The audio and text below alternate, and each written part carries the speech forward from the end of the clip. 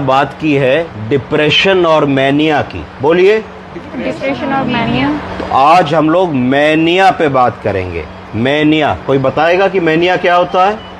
जी sir, mania जो होता है पेशेंट उसमें बड़ी बड़ी बातें करता है, बड़ी बड़ी बातें करता है, उसको लगता है जो वो कह रहा है वही सही है, और ओवर कॉन्फिडेंस होता है। ओवर कॉन्फिडेंस होता है मरीज के अंदर, और वो अपने आगे किसी को कुछ नहीं समझता है। तो मैनिया के लक्षण क्या क्या हैं, मैनिया की कैरेक्टरिस्टिक्स क्या क्या हैं, हम एक एक करके 10 कैरेक्टरिस्टिक्स है मैनिया की, आज उन पे बात करेंगे। पहला है intense energy and hyper activity. बिल्कुल मरीज में लगेगा कि ताकत बहुत आ गई, हाइपर एक्टिविटी आ गई, लंबा लंबा चक्कर लगाएगा, जल्दी जल्दी कोई काम करने की कोशिश करेगा, बार बार कुछ करता रहेगा, तो ये मैनिया का एक लक्षण है।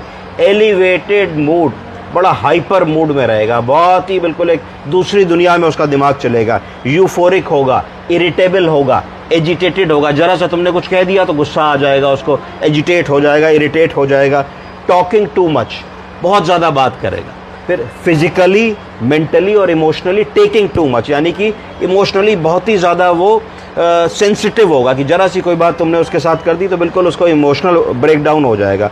फिर over committing with activities and unable to follow up through, तो ओवर कमिट कर देगा, किसी भी चीज़ के लिए फॉल्स प्रॉमिस कर देगा, अच्छा हम कर देंगे, अच्छा हम चले जाएंगे, अच्छा हम दे देंगे, पर वो उसको पूरा नहीं कर पाएगा, तो ये एक लक्षण होगा। फिर इंक्रीज इन क्रिएटिविटी, ऐसा लगेगा कि बहुत ही क्रिएटिव है, हर चीज़ के लिए कहेगा मैं कर दूंगा, मैं अच्छी कुकिंग कर दूंगा, मैं वहाँ चला जाऊंगा, ये तो मेरे बाएं हाथ का खेल है, तुमने अभी मुझे देखा कहाँ है, मैं सब कर दूंगा। फिर सेटिंग अनरियलिस्टिक प्लान्स, उन दुनिया में चला जाएगा और उन अनरियलिस्टिक प्लान्स को सेट करेगा जो उसके कंट्रोल में ही नहीं है, तो एक अनरियलिस्टिक दुनिया में जीता रहेगा जो कि गलत है। ओवर स्पेंडिंग, अगर मार्केट चला जाएगा तो बहुत सारा ऊल जलूल का खर्चा करने की कोशिश करेगा, उन चीज़ों को खरीदने की कोशिश करेगा जिसकी उसको ज़रूरत नहीं है।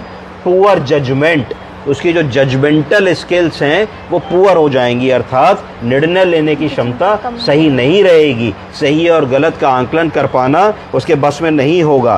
पुअर स्लीप होगी, वो व्यक्ति ये कंप्लेंट करेगा उसके घर वाले कि ये भैया सोता ही नहीं है रात में, reduced desire to sleep, sleep की इच्छा ही नहीं है, एंड